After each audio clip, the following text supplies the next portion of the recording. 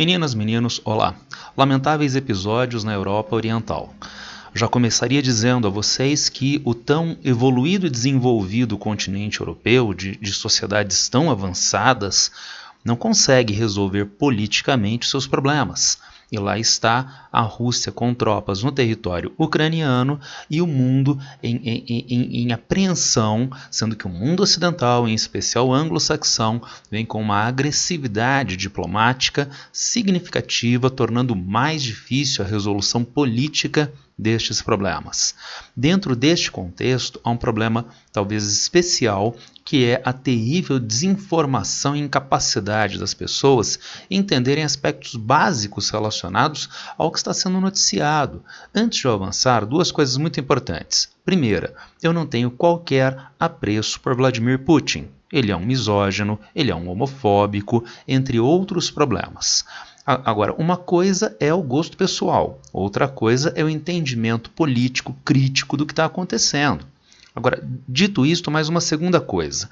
Não sou especialista em questões militares, não tenho informações privilegiadas, mas eu gostaria apenas de trazer uma reflexão acerca de coisas que são patentemente problemáticas e estão acontecendo neste momento, em especial nos nossos noticiários.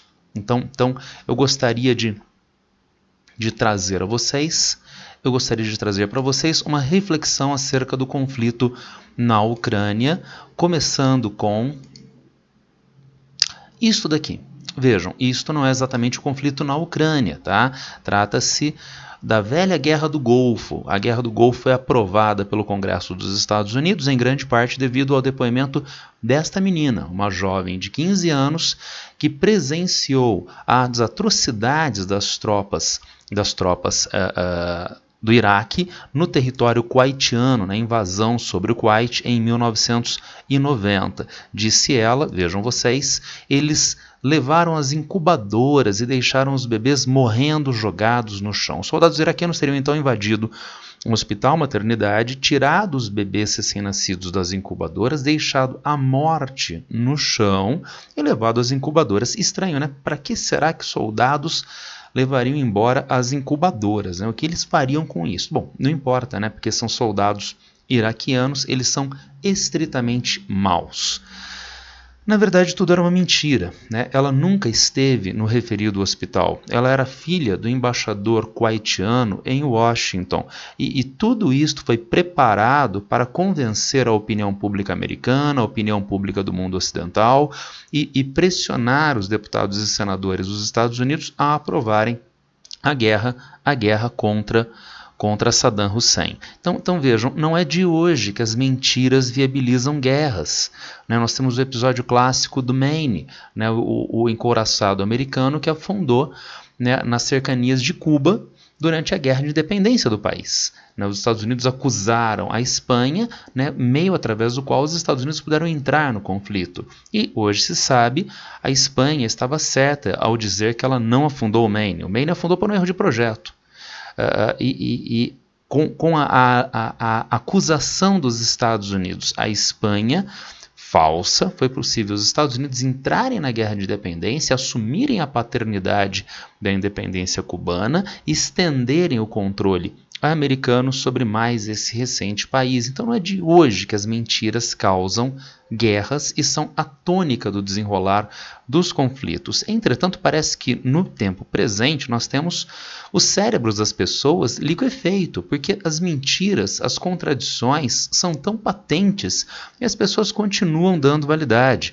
Vejamos alguns aspectos. Vejam, logo no começo do conflito foi noticiado isto: exército russo toma controle da usina de Chernobyl, diz a autoridade ucraniana na insuspeita CNN, que não vai falar nada que macule a visão ocidental. Agora, para que tomar esta região de Chernobyl?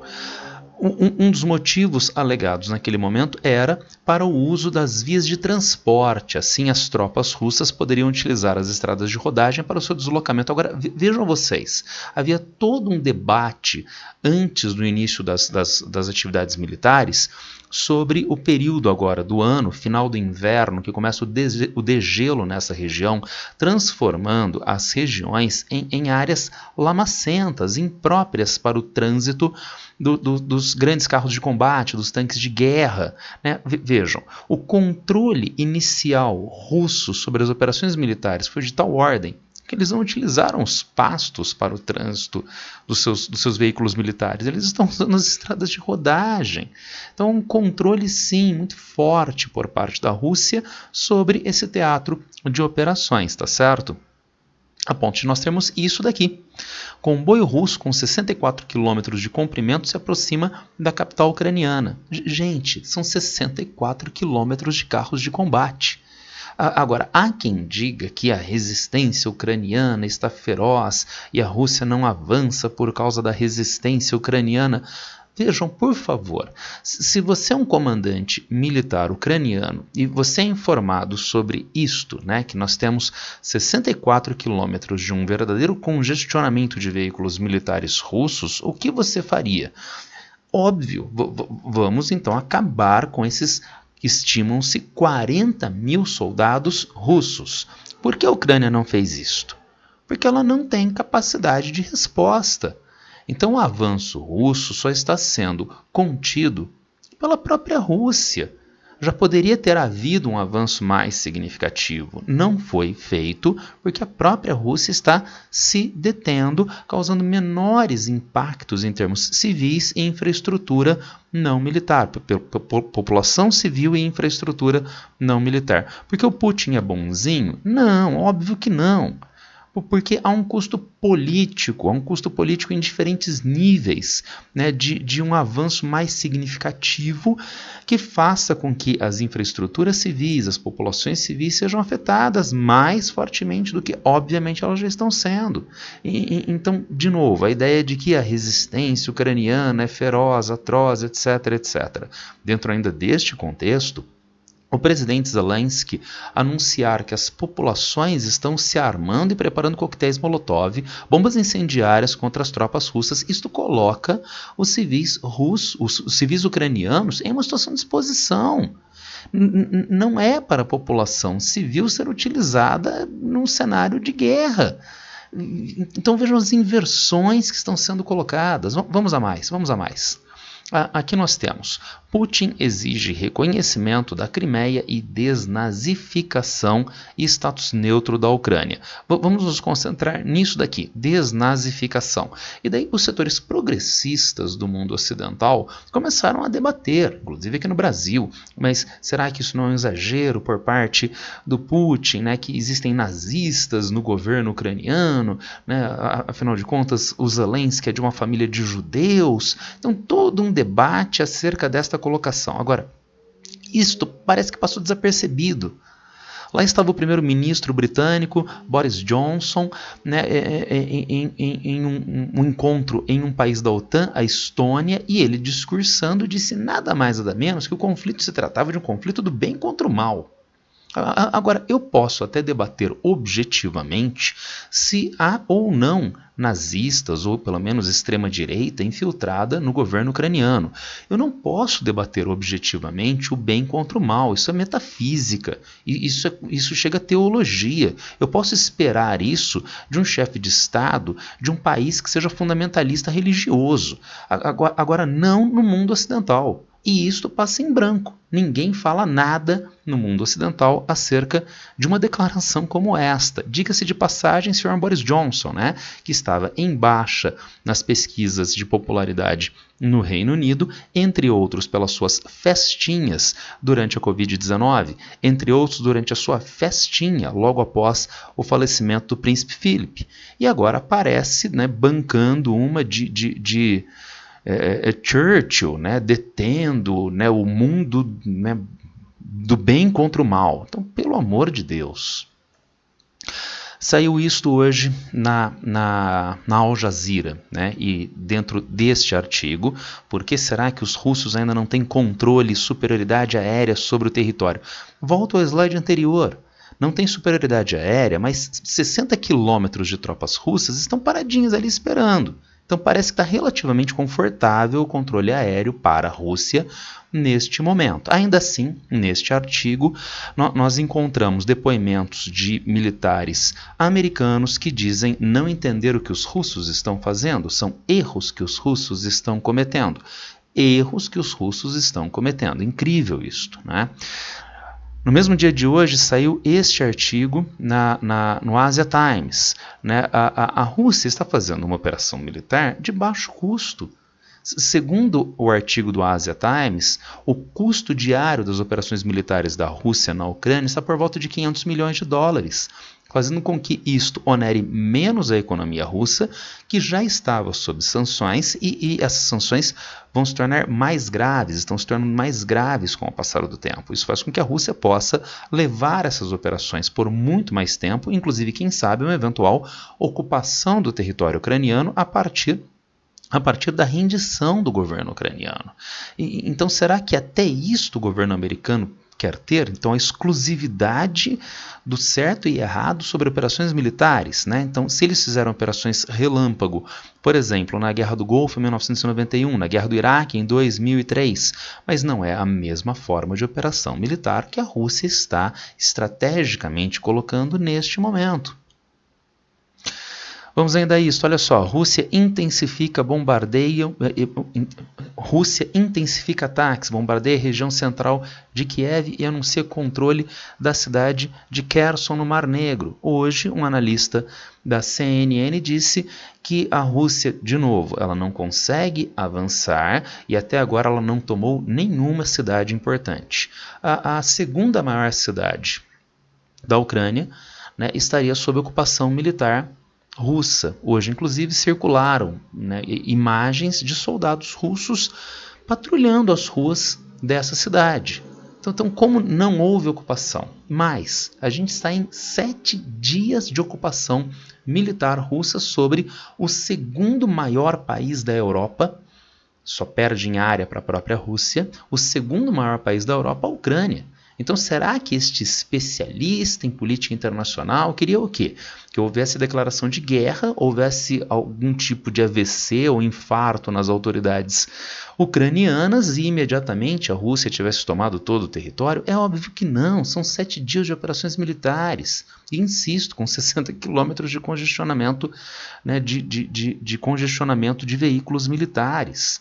Então, será que a Rússia não está tendo controle do avanço das operações militares? Parece que até agora está. Ainda, diplomatas deixam sala durante discurso de chanceler da Rússia na ONU. E isso é um fato extremamente problemático, lamentável. Diplomatas.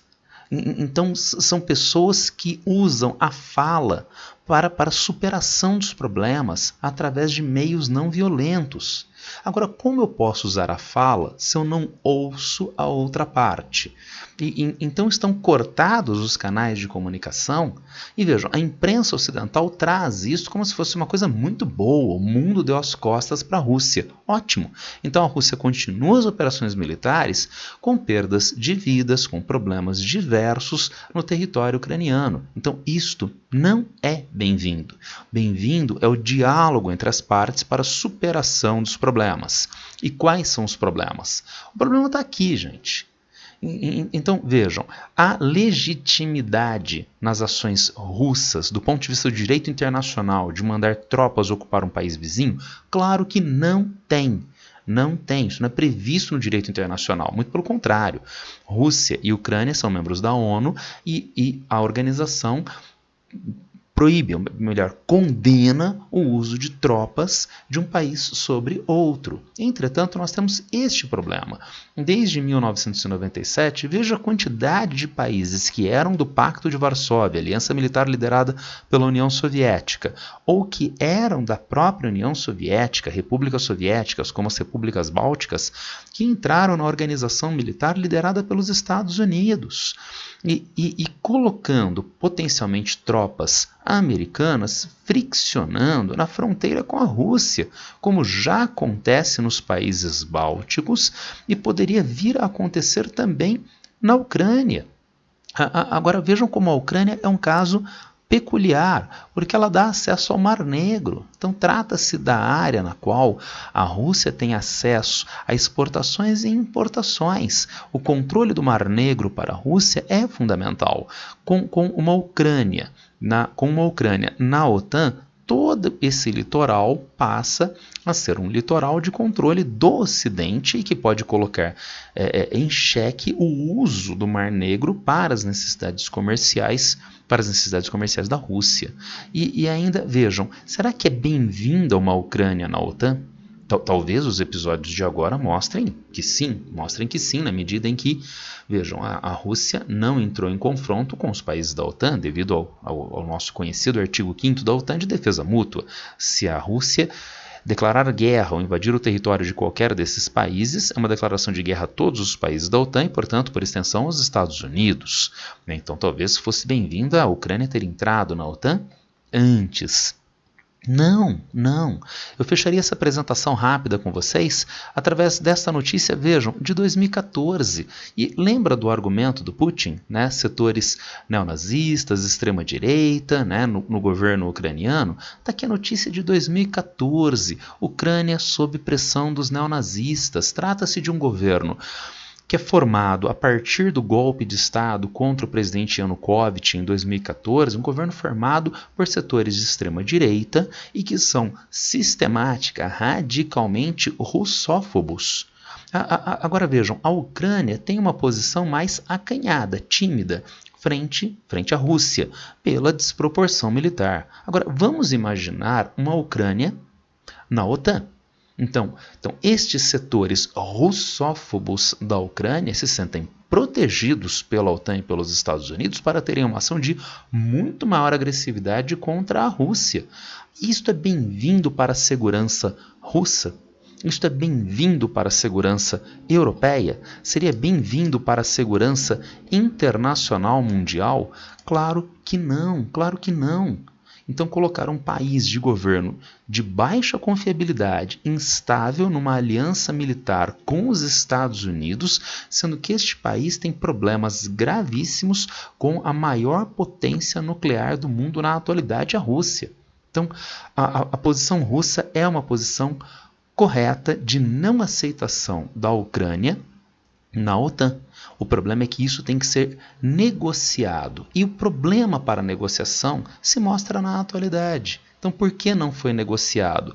Porque nós não encontramos hoje os canais políticos, os meios institucionais para a superação de um problema como este.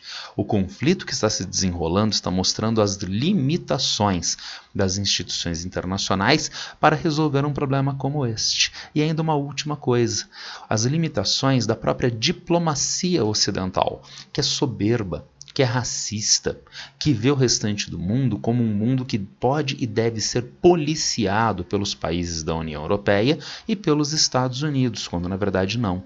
Então o mundo não é mais o mundo dos anos 1990. A Rússia não é governada pelo Boris Yeltsin. A China não é uma promessa de potência para o futuro. O mundo hoje tem duas potências bem constituídas que são Rússia e China. O mundo hoje se desenha como multipolar, com a Turquia, com a Índia, como outras potências mundiais, e precisa de um redesenho político, geopolítico, que comporte essas novas potências e viabilize segurança em escala mundial, manutenção de uma efetiva outra ordem mundial. Era isso que eu queria passar para vocês rapidamente hoje. Se alguém tiver alguma dúvida, alguma pergunta, quiser fazer alguma colocação, é só me encontrar nas redes sociais. Abraço para todo mundo e boa sorte.